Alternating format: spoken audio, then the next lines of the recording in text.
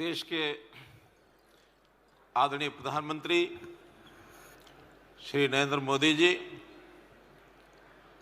Bharatiya Janata party के राष्ट्रीय अध्यक्ष आदरणीय श्री जगत प्रकाश नड्डा जी, सम्माननीय मंच,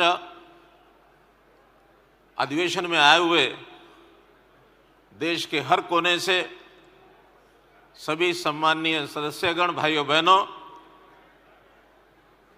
आदरणीय गृह मंत्री जी ने बहुत विस्तार से आज का ये जो प्रस्ताव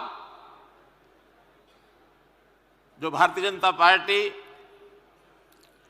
और ये कांग्रेस नीति जो इंडी गठबंधन विस्तार से सब विषयों पर चर्चा की है, मैं समझता हूं इसके बाद कहने के लायक बहुत नहीं बचता।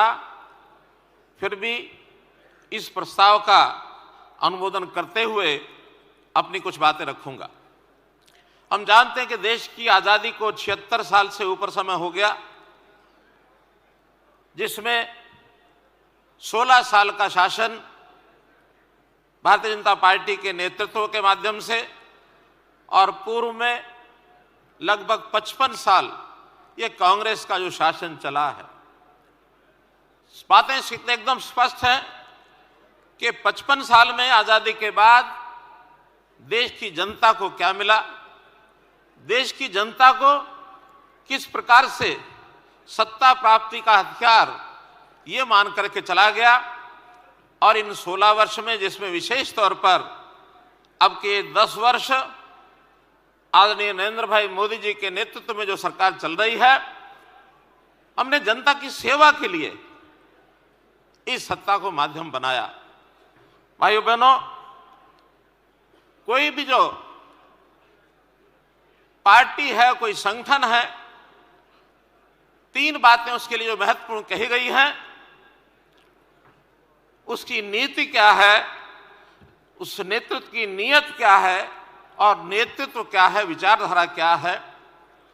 अगर इस कसौटी पर हम सब आज के इंडी गठबंधन के बारे में विचार करते हैं, ना उनकी कोई नीति है, ना नीयत है, ना नेतृत्व है।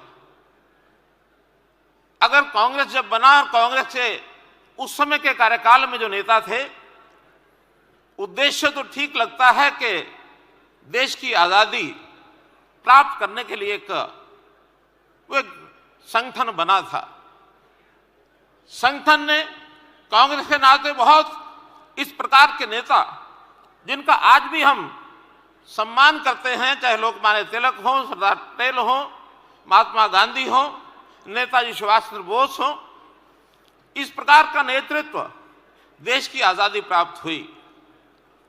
और वहीं अगर आज के नेतृत्व की बात करें तो आज का राज सत्ता प्राप्त करके उसको भोगने का काम उन्होंने किया, देश की सेवा न की।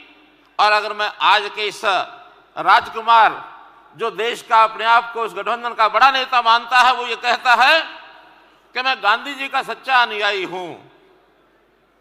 सच्चा अनुयायी, गांधी जी ने बहुत बड़े बड़े काम किए, उन कामों का तो कै भी स्पर्श नहीं किया इन्होंने।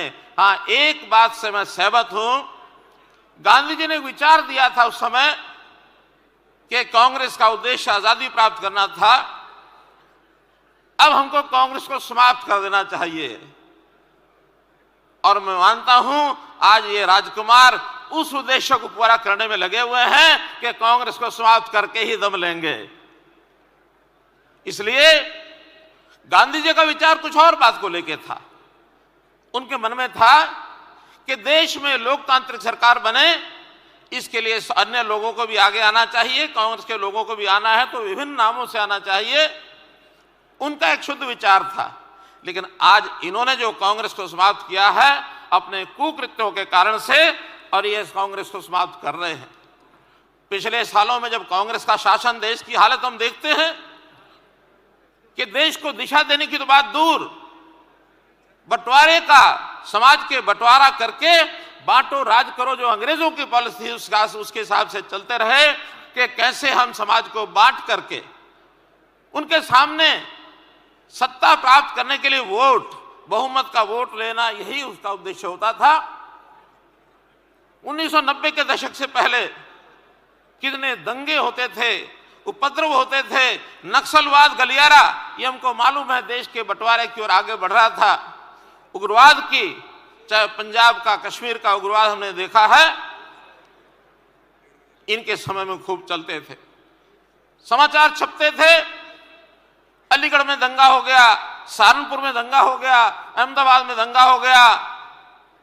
कितने ही देश प्रदेश के कितने ही ऐसे स्थान जहां हर वर्ष कोई ना कोई दंगा सुनते थे।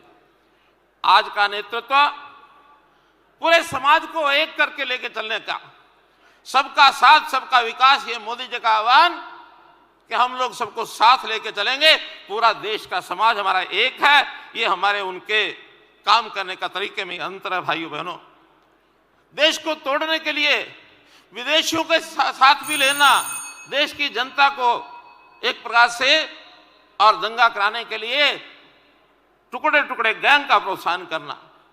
करप्शन की बात सब ध्यान में आई, कितने ही प्रकार करप्शन के इनके, लेकिन मैं तो हरियाणा की बात एक करना चाहूंगा कि करप्शन में, जमीनों के घोटालों में किस प्रकार से चिन्हित कर लेते थे कि यहां हमको कुछ करना है, जमीनों के पहले किसानों को भय दिखाना, सस्ते दाम पर खरीद लेना, बाद में बिल्डर्स के साथ सौदे करना और उसके अंदर बेनामी संपत्ति का हिस्सेदारी, आज भी परतें खुल रही हैं। मित्रों, भाइयों बहनों, अपराध की बात तो हम देखते ही हैं कि अपराधियों के, विदेशों में बैठे अपराधियों के साथ भी संबंध उजागर होते हैं, हम देखते हैं।